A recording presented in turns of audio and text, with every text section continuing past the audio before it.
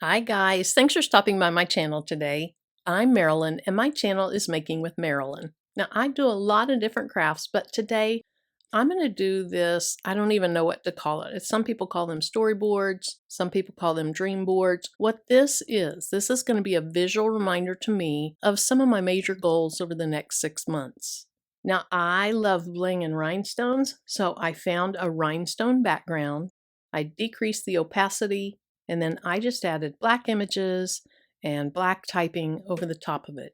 With sublimation, unless you're putting it on the underside of glass and it's going to show through the top, you mirror your image. So this is backwards right now. The other thing when I did this, because I'm putting this on an 11 by 14 canvas board, I made this little line just outside 11 by 14 inches. That's going to help me when I place my design. Now here's what I've done already. I went ahead and took the packaging off my canvas board. I got this at the Dollar Tree. It's an 11 by 14 canvas panel, so it's just the thin ones. Then I put this under my heat press and I preheated it or pre-pressed it to remove moisture. I did it on the top side. I flipped it over and did it on the bottom side. My heat press was already heated up to 385, so I just did it for about 10 seconds with light pressure on both sides. I printed out my image on this Koala brand 13 by 19 sublimation paper. I happen to have 2 sublimation printers, and they weren't meant to be sublimation printers, but when I bought them, I just put sublimation ink instead of the ink that came with them. So today I used my Epson EcoTank 15,000, and it prints up to 13 by 19. Then other things I'll use are a couple of sheets of Teflon paper. I'm going to use this lamination film. Now this is very, very thin lamination film. It's 1.5 mil. That's why I like it. Because it is so thin, it will take on the shape of the canvas board really nicely.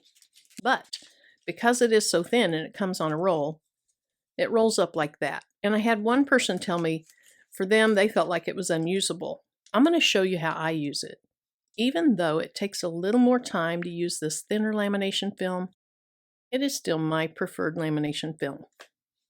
If you don't want to deal with the fact that it rolls up, you can buy some of these thermal laminating pouches. You separate the top from the bottom, you use one side of it, and you press it on just like I'm going to do with this. But I will tell you, if you don't mind the thinness of this, you get so much of this. It's very economical. So I'll link to this in the video description. Then I'm going to use a couple of sheets of blowout paper. This is just butcher paper, also from Amazon. So the first thing that I'm going to do is just trim around my design. And I'm going to stay just outside this little black line. Hopefully you can see that on the camera. I'll stay just outside that little black line.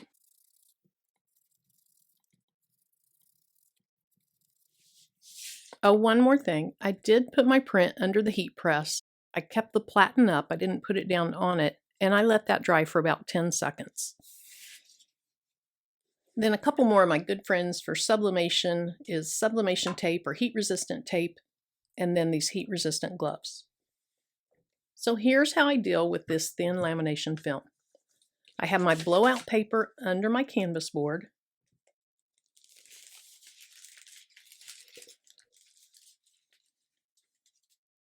I'm just going to unroll my lamination film, making sure that it's covering the whole board plus a little bit extra. Okay.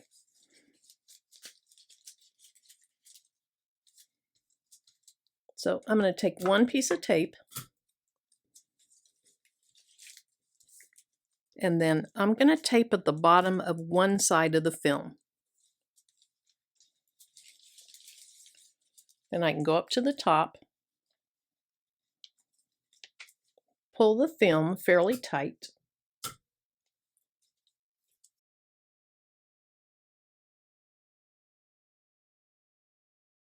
okay, so that's going to help me really place my canvas board. Now my tape wants to come up a little bit. Just press that back down. Then I want to smooth out this lamination film.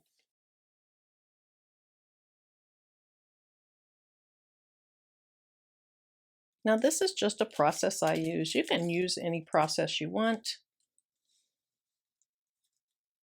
I'm going to go ahead and tilt my canvas board a little bit because I got too close to the bottom down here.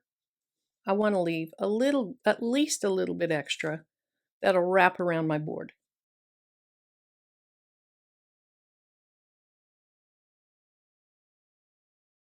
Then the last thing, I want to make sure that going up and down is somewhat tight. And when I say tight, I'm not talking about super tight, just that it's laying flat. Okay, that looks good. If I need to adjust, I can untape and tape it back down.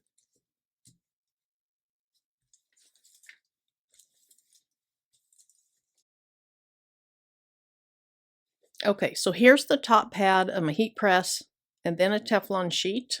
In this case, the Teflon sheet probably isn't needed, but I'm going to put it under there anyway. And then you could carry this over to the heat press the way it is. For me, I find that if I can get things set over on my table and then just carry the whole pad, that works out well for me. Again, do it in the way that works for you. I'm just showing you what works for me.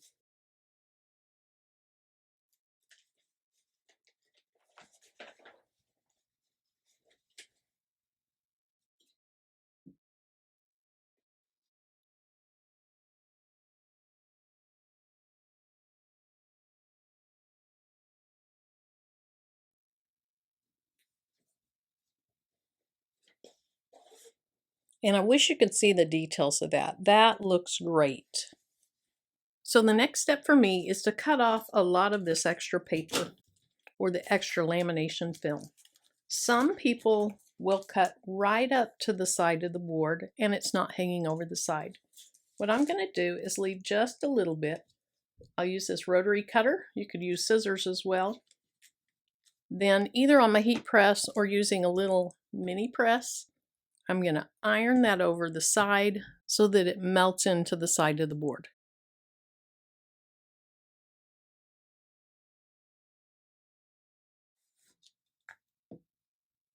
Then on the corners, I cut just a little bit closer. I just kind of clip off part of that corner piece.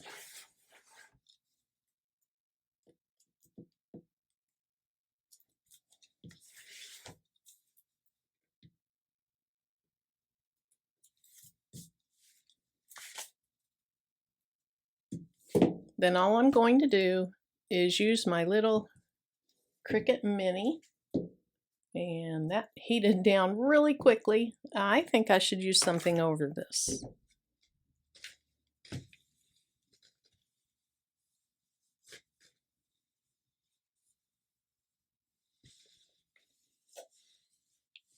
Now I'm going to keep this first side in real time so you can see how long I did it. Notice I'm just going back and forth somewhat slowly. Now let's see if that was enough. Okay, so it's over the side and stuck to the side. So I'll finish up the other sides. Then the last thing, I'm going to check my corners and see if they need pressed at all. This one's kind of sticking up, so I'll push that down.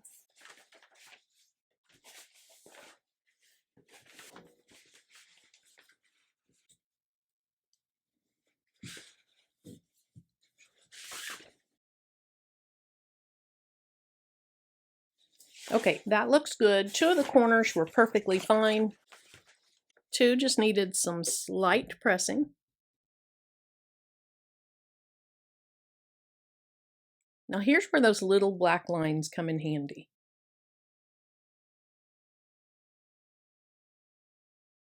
As long as I get my canvas board centered between all those lines, it should be perfect.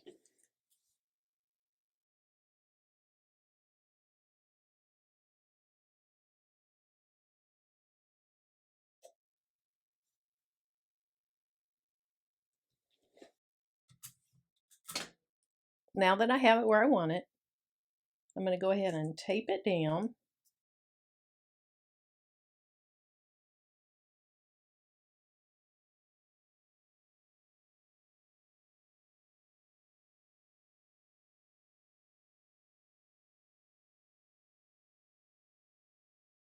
Now, even though this canvas board is thick enough that I know my design's not going to go through to my press pillow or my pressing pad,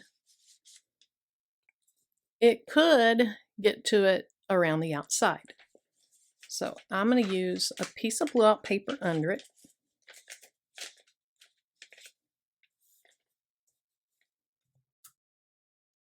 I think I'll go ahead and take this also to my blowout paper.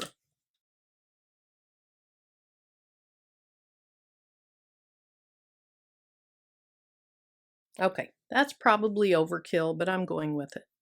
So once again, I'm going to drag it over to the heat press. Let's see how this turns out.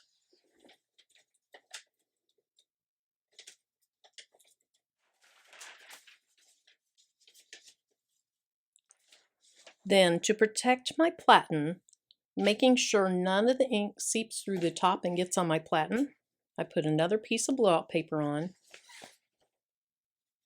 And then lastly, I have this Teflon sheet on. The Teflon sheet may not be needed. I just always do it.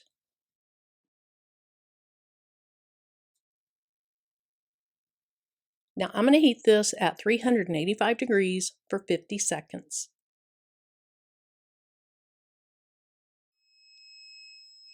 Now I always like to put a little pressure on my platen so it doesn't pop.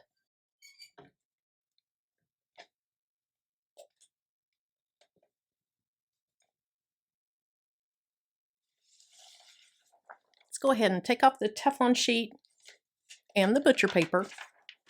Then I'm just going to peek at one corner.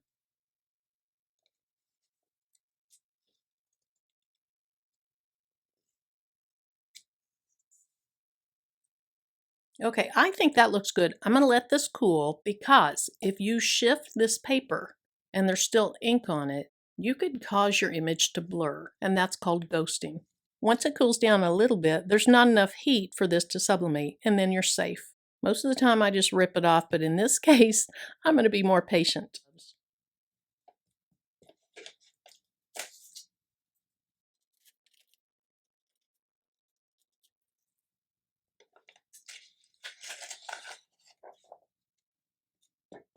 That is cute. I love this.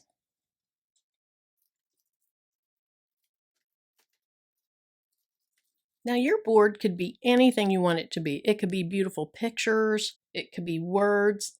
For me, this is just what I liked. Just personalize this the way you want it. I wish you could really see the texture of this. That thin lamination film took on the texture of the canvas board, and now it really just looks like a canvas print. It is very pretty. Now for this board, I'm not going to do it, but let's say you did a photo on it and you wanted your photo to have a more matte finish. I have used a matte sealer over it, and that takes away some of the shine. So I've used Mod Podge. Here would be another option. But if you like the semi-gloss or the somewhat glossy look, then you're going to love this without any sealant. Thanks so much for joining me and sticking it out all the way till the end. Until my next video, bye-bye.